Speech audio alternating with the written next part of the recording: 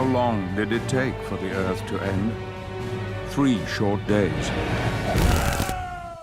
So I've been making games for about 20 years. I've worked on just about every platform since the Game Boy. It almost shows my age if I say I've probably worked on about 120 games. Mike has an amazing grasp of old school gameplay and a massive love of that core gameplay. We have 3 studios, 2 in Canada, 1 here over in the States, over in Emeryville. And we work on a lot of boutique type games. Paramount gave us the opportunity to work on pretty much any game we wanted to in the Paramount catalog. Immediately, the game that jumped out was War of the Worlds. We talked to him a little bit about the ideas and some of the thoughts we had about it, but ultimately we settled on would not be the Spielberg movie and not be the 1953 movie, but something that was a little bit in between and something that could be our own. That this guy is in the middle of London, this dead London, and all he has is himself, and it's a very personal story, even though there's this massive story happening around it. We chose to go with 2D for War of the Worlds. We could have easily done a 3D side-scrolling game, but ultimately when we started this game, we were thinking something along the lines of a 16-bit Genesis-style game. A lot of the games that inspired this whole look and feel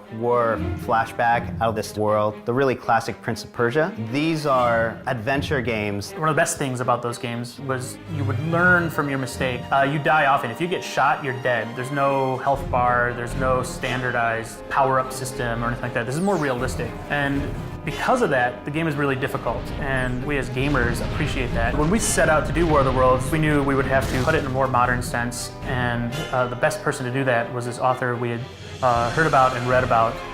His name's Chris Fowler. I've read everything he's ever done, and I really didn't trust anybody else to write our War of the Worlds story in London.